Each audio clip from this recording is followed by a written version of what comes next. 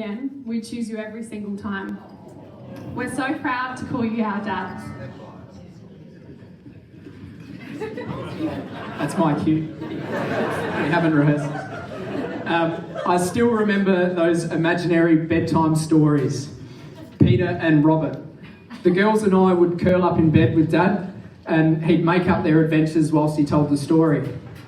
Peter was the good boy and Robert was the naughty one. And who could forget our favourite time? Robert strayed off from the group, fell into a cactus and had to pull prickles out of his bum.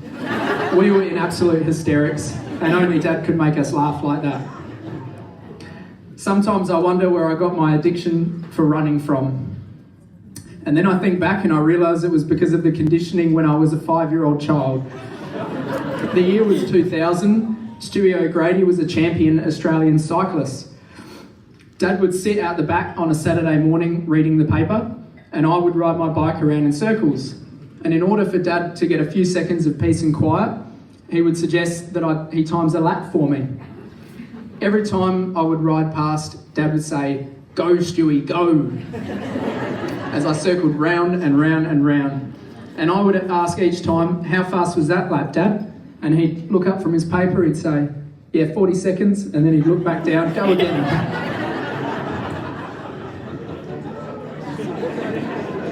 Dad, your passion and energy is so inspiring. Some of my favourite memories are driving to Redart with you in the morning in my school holidays.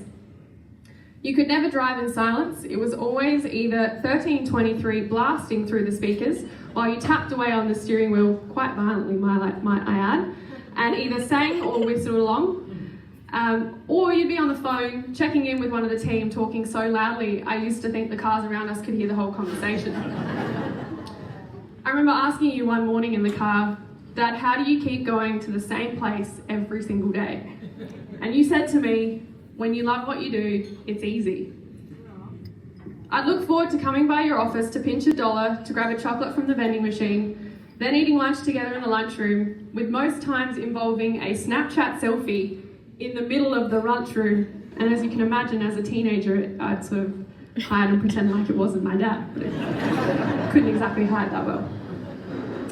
You taught us how to be confident, driven, and loyal, encouraged us to step outside of our comfort zone, and taught us the value of lifelong learning. You also showed us the importance of work-life balance. At home, you were silly, joking, loud, and full of life. You gave us the freedom to follow our own paths, never pushing us in one direction, but encouraging us, each of us, to shine in our own way, and we're really so grateful for that, so thank you, Dad. But beyond the laughter, you've always shown us what it means to be hardworking and selfless. Your work with Redart was never just about business. It was about providing for us, and we never took that for granted. You managed to build a successful career without ever sacrificing your role as a dad.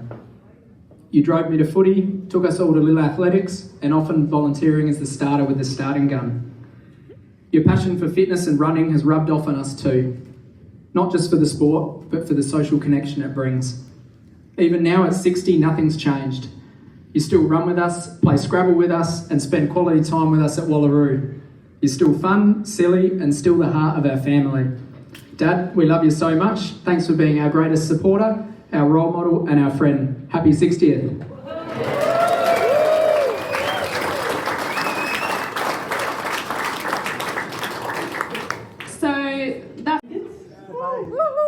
Baby Lara, we love her.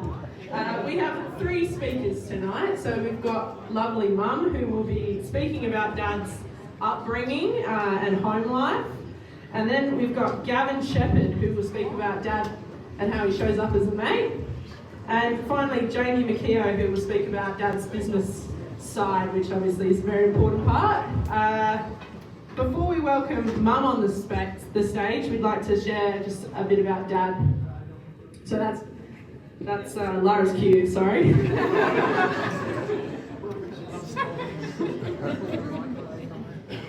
If there's one memory that sums up my dad perfectly, it's the time we went skiing in Japan, just before COVID hit. It was a trip to celebrate me finishing year 12. It was just me, Dad, and Auntie Jane, who was a seasoned skier. Skiing isn't something many people get to do often, but we've been on a few family trips before. And last year I trained and worked as a ski instructor and learned one key rule. And that was always start on the beginner slopes. But Dad, he's the kind of person who goes all in, full of confidence, even if it's been 5 years since he's last put on a pair of skis. So on our first day with only 3 days to ski, Dad decides that we're heading straight up the mountain to do a blue run.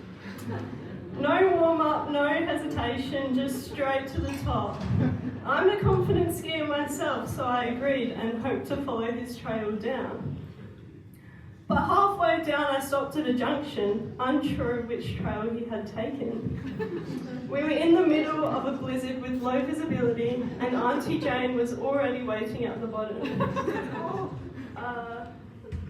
So I stood there for about 20 minutes, and then through the snow, I saw Dad flying out of control down the mountain at full speed. This, folks, is what us instructors call a jerry. Next thing I know, he's in the air doing a backflip, unfortunately not on purpose, and it was one of the funniest things I've ever seen. Luckily, he had only came out of it with a bruised elbow and ego. But that moment does capture so much about who my dad is. Brave, passionate, and always throwing himself into whatever he does. He inspires me every day, and I wouldn't have had the courage to go solo overseas last year if it weren't for him being in my life. Thank you, Dad, for your endless support and all the incredible adventures that we've shared.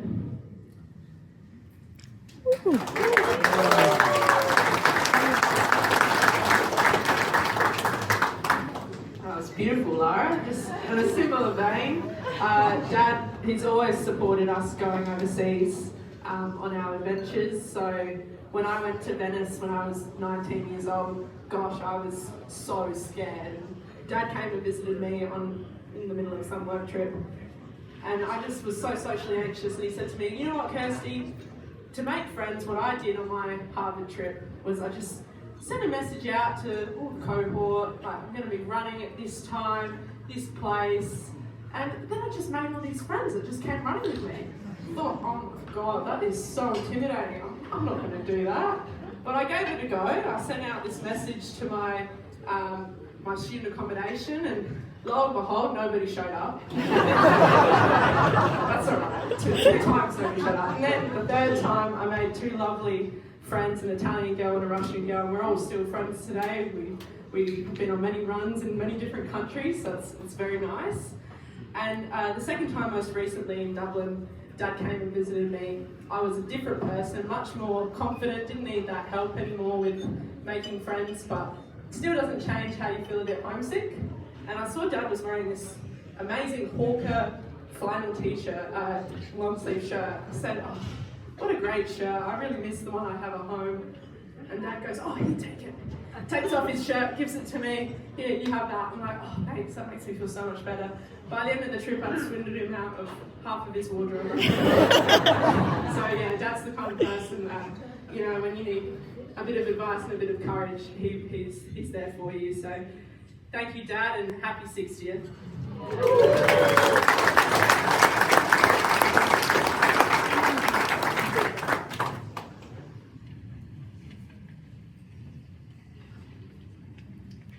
We'd now like to welcome Mum up to the stage to say a few words.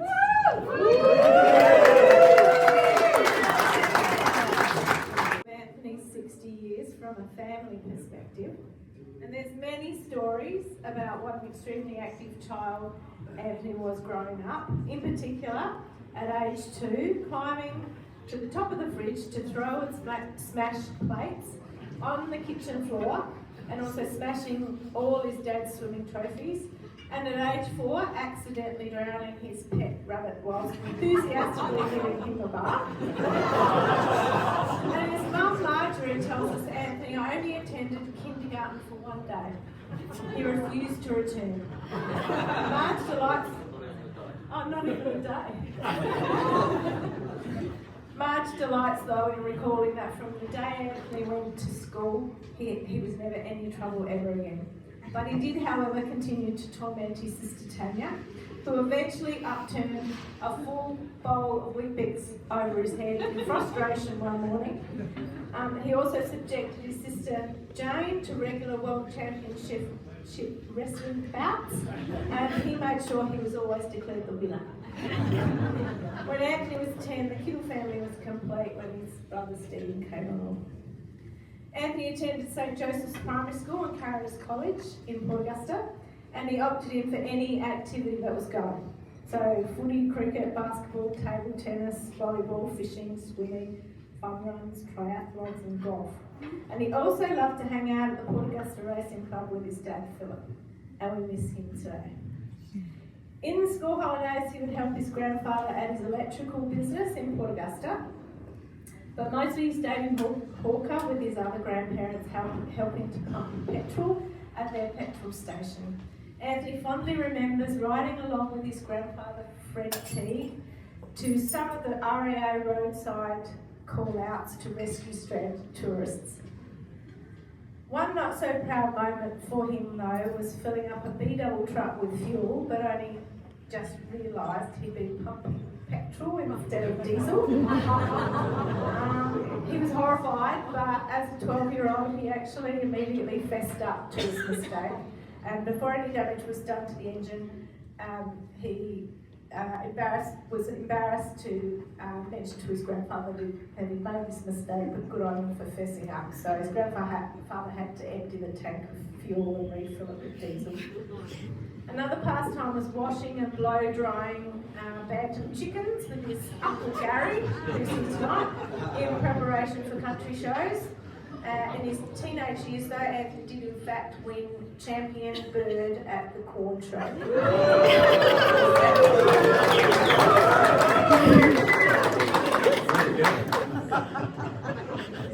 Anthony had many pets. He had dogs, chickens, bunnies, budgies, bantams, but never cats. And even current way here, Kirsty's got a housemate who's got a cat. He said she is not to get a cat. And the reason is he attributes this to the slaughtering of his prize bantam chickens to a feral cat. At 17, Anthony moved to Wales to undertake a mechanical engineering traineeship at BHP, and he played footy for West Wales Football Club and volunteered on the committee as a social director, and also coached junior teams. And you might want to ask him later what happened when he took a group of 13-year-old lads camping to celebrate the end of the footy season. It involves a slab of beer and a ute.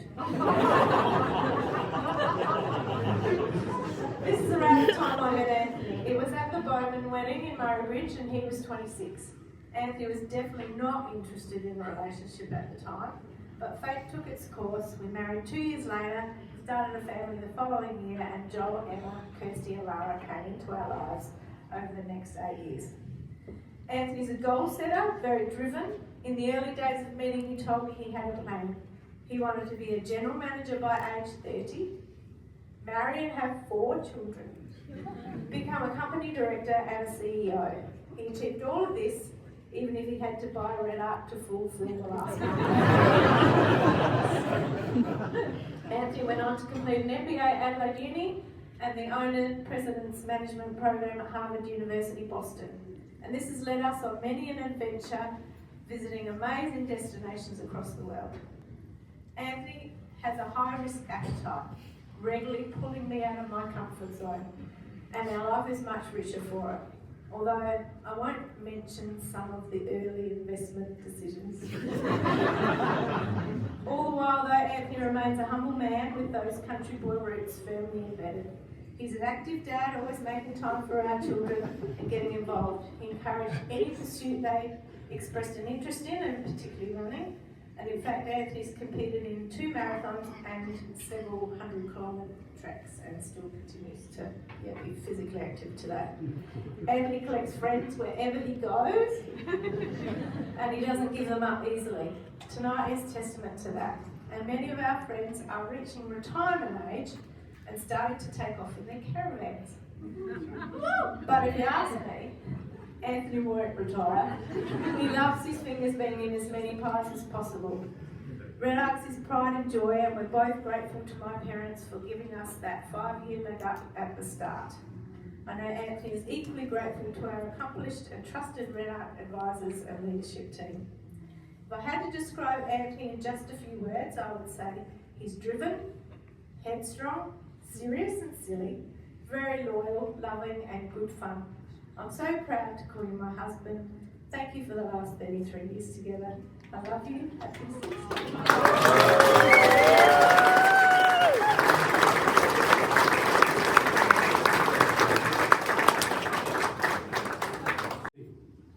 Having said that, I never pictured myself here at Adelaide Oval standing on a stage saying good things about a Crows supporter.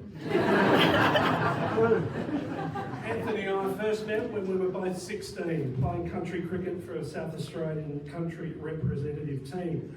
Our paths didn't cross again until we were around 30 when Anthony and the family purchased the Red Arc business. Since that time, our connection has been as an advisor and friend. My focus tonight, as the girls said, is to reflect on his business success, and he's certainly moved on from winning the champion bird prize at the Corn Show. I'm going to leave the humorous stuff to Gavin, who is up next. I've seen him in action after 9 o'clock on a Saturday night. It's worth seeing. What a 60 years it's been, Anthony. I suspect growing up in Port Augusta, you couldn't have imagined how your first 60 years would pan out. To appreciate what Anthony has achieved in business, I need to talk about the Red Arc story. It was purchased in 1997, as Michelle said, by Anthony and Michelle's parents, Dennis and Joan, who Michelle and Anthony bought out 5 years later. But they were very successful as business partners in that 5 years. Back then, Red Arc had 8 people. Now it's almost 400. Annual sales back then were less than $1 million, and now around 170 million. It has gone from a few end-of-life products to making a range of globally competitive products, and has become a brand that is insisted upon by customers. Red Arc develops sophisticated products from an idea. It's an idea, and the 150 engineers relentlessly pursuing innovation and quality bring those products to life. Red Arc operates from a state-of-the-art, world-class facilities at Lonsdale, a centrepiece of advanced manufacturing in South Australia. All of that has been funded by Anthony and Michelle, having years ago defied the temptation to manufacture offshore. Red Arc is truly a global business with customers and staff in Australia, New Zealand, Europe and the US. And as a winner of over 60 business awards, a feat that speaks for itself.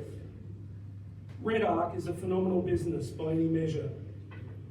Anthony would be the first to say that's achieved by the amazing team at Red Arc, who have achieved all this. And while that may be true, none of this can happen without an extraordinary leader. Anthony sets the Red Arc vision, which has always been bold, and then he empowers, inspires and supports his team to deliver. He's able to get the best out of people. He's incredibly driven, as Michelle said. He sets very high standards for himself and those around him. He recently said to me, "Jamie, I don't want to have just an average business," in relation to something I said. His leadership style is by example and never expects his staff to do something he wouldn't do himself. He's a big picture guy, but he's equally comfortable in the trenches as well.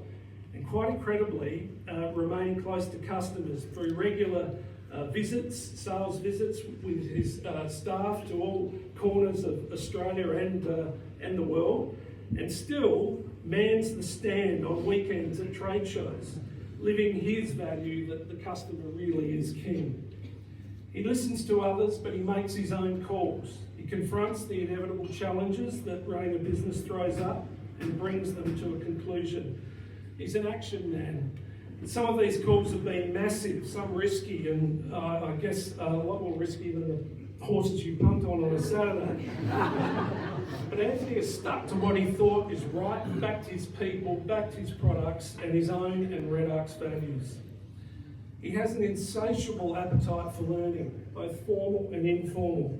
As Michelle said, a degree in MBA, Governor's Leadership Program, and Harvard, just to name part of that formal learning. He's used that as a platform to meet and develop strong relationships with business leaders across the world, never losing an opportunity to learn about someone's business. He's influential with politicians. I remember him saying, then Treasurer Tom Koutsantonis called him and said, what can I do for business? And Anthony said, well, you can abolish stamp duty on business purchases. And a couple of months later in the state budget, that happened. Other attributes of Anthony include being open and honest, inclusive, loyal, respectful of history, firm but fair, energetic, a team player. It's always we, not I, and a typical engineer. It's black or white, and he doesn't care much for grey.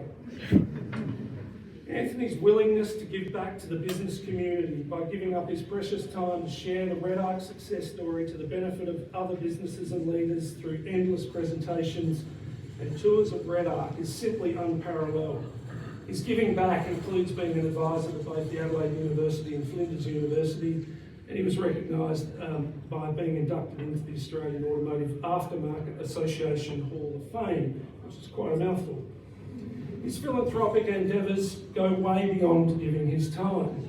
The financial support that Anthony and Michelle have provided to dozens of community groups, especially in the south of Adelaide, and charities more broadly, is massive. Of course, Anthony's most successful partnership has been with Michelle.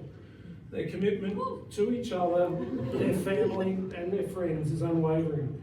And Michelle's role in the Anthony and Red Ark success story in her very capable, calm, caring way cannot be underestimated.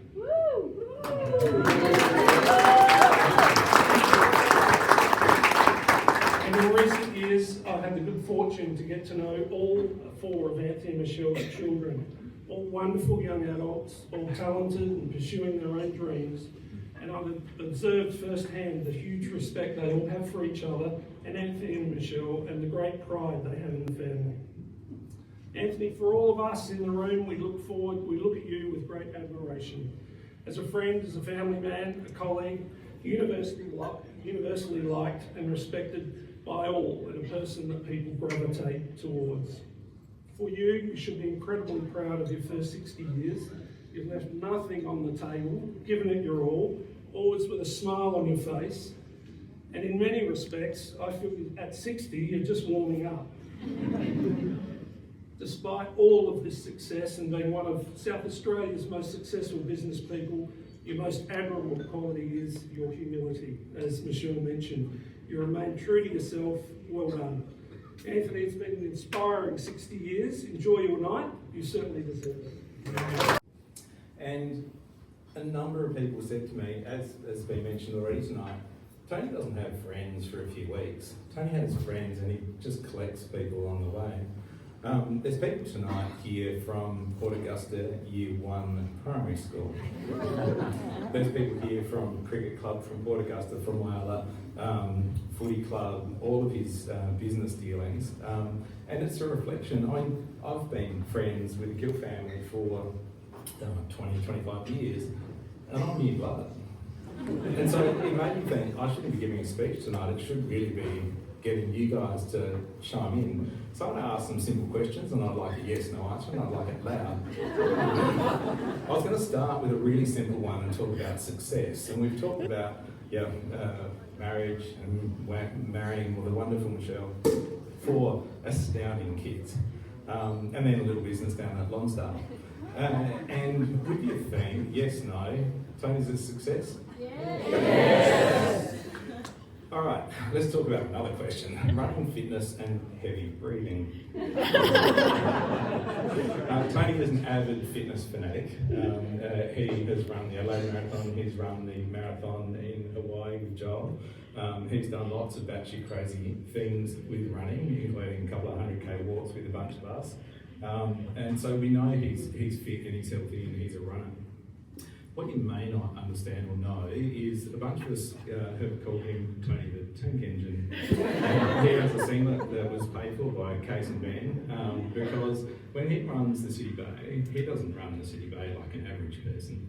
He runs it with gusto. There's no chance this man can talk because he is.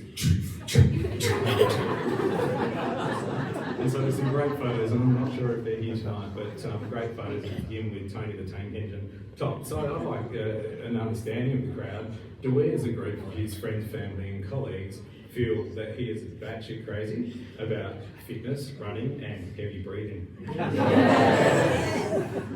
Excellent. Now, my friend Tony is well read, he's eloquent, he's educated and he's a man of strong opinion. I walk lofty with I move between Anthony, Tony, Tone and Kittle interchangeably. I regularly talk to Tony about the big issues of the world, and I'd like just an off-the-cuff answer of how often do you think I've been able to change his mind? Do these people know you, Tony? They're not really answering, but they know you. All right, the final question I've got for you is, I was going to ask whether you think Tony is actually an amazing chef, but I'm going to answer that myself and I'm going to say no. The reason I'm going to say no is Tony probably could be an amazing chef, but he just doesn't have the time. What I'd like to actually ask is, if anyone's been to the Kittle House and has had a barbecue on their back deck, do you think that Tony is the barbecue master? Hang on. Yes. Hang on. After Michelle's done all the work.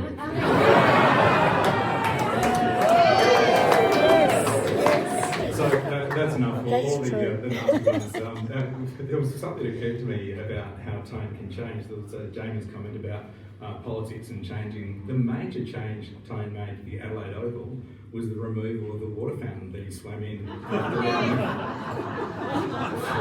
That was one of the stories my wife said I wasn't answering out. So I'd like to finish off by saying really a serious thanks to Emma for organising it.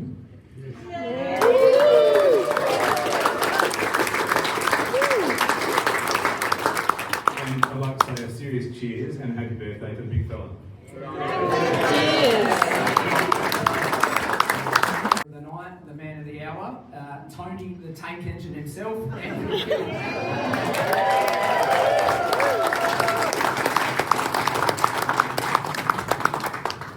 Wow. So I've been told I've got 60 seconds. Where's Brenton? Brenton, are you in the room? Brenton, 60 seconds. So I have written a speech, Brenton. Only to keep me in track, but hopefully it's a minute or thereabouts, a little bit longer. But no, thank you. Look, I think firstly, 60, I'll say wow to that, and I don't feel 60, but I think the main thing is when I look around the room and see all the wonderful faces of friends and family and colleagues and associates that I've met over such a long time. It obviously takes 60 years to build these connections, so I think maybe that is the way I feel 60 by having all of you here. So thank you everyone for coming, and yeah, I guess the main thing is that to have all of you here, and as Jamie and Gab said, numerous people here from Port Augusta from my early years of growing up and all through my life. So it's great to have everyone here and people that have travelled all around Australia and also internationally to be here. So thank you. I'll start firstly by saying thank you to Michelle. Thanks for your love, your patience, your unwavering support.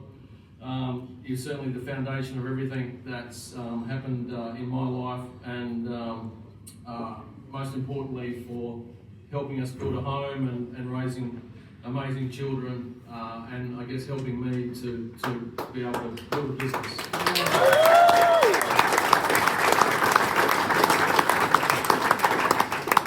Certainly when I hear each of the kids speak, I couldn't be more delighted to see the way they've grown up, and it's certainly tough to keep a tear out of the eye when all the kids chat and speak so well about growing up and the way they've developed in their life, and I guess how Michelle and I have been important to them.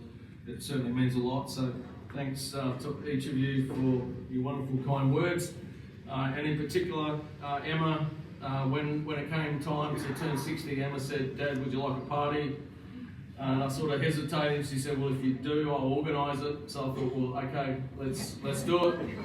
So everything about tonight, Emma's put in a massive effort to make tonight happen. So thanks so much.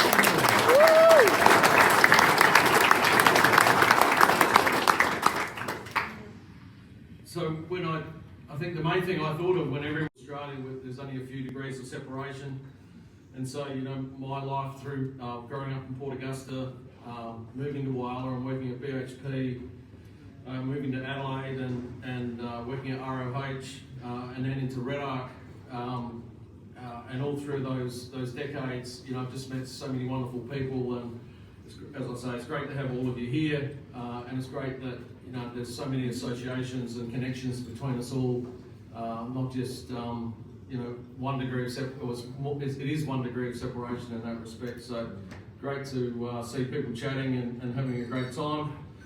For me, certainly the countless laughs, the adventures, your loyalty, your companionship, the memories that we've shared together, and just the fact that you've enriched my life and kept my feet on the ground, I really appreciate. To our Red Arc family, there's quite a number of the Red Arc team here tonight, and I think Jamie summed up very well the journey of Red Arc, but I appreciate all of the efforts of our team and everything that they do in the business each and every day. Again, keeping me grounded and making sure that we're making good decisions and running a good business, and the fact is it's all of their hard work and their efforts that make things happen and get the results that we have. So thank you to all of our Red Arc team and our Red Arc advisors that are here tonight, to Jamie and Peter. Unfortunately, Paul and Donald couldn't be here tonight, but it's great to have your support, and in particular, Jamie's been with us for the whole journey, as he mentioned, which is staggering when you think that's 28 years that have gone by. So it's been a good ride. Thanks, Jamie. As Michelle mentioned, Dennis and Joan, without your support in the beginning, it would never have been possible. So I truly appreciate your help and support, and it continues today. So thanks, Dennis and Joan.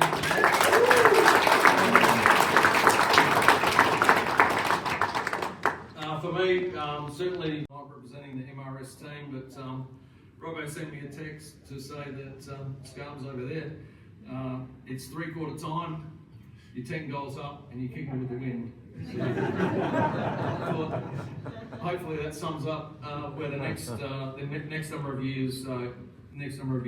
But as you know, when you kick with the wind and you're 10 goals up, Paddy, you can't relax. You've got to stay on your game and make sure that you focus. So that's where I'm going.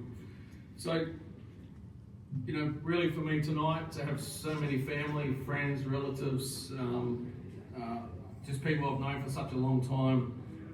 That's when Michelle and I spoke about the party and having everyone come together. That's what it was all about. It was not about me, about turning 60. It's just a good chance to have a celebration, get everyone together, enjoy a drink together and have some fun.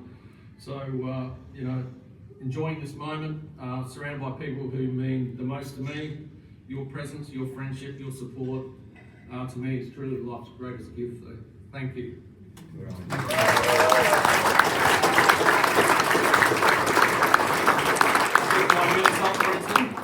So I just want to say thank you.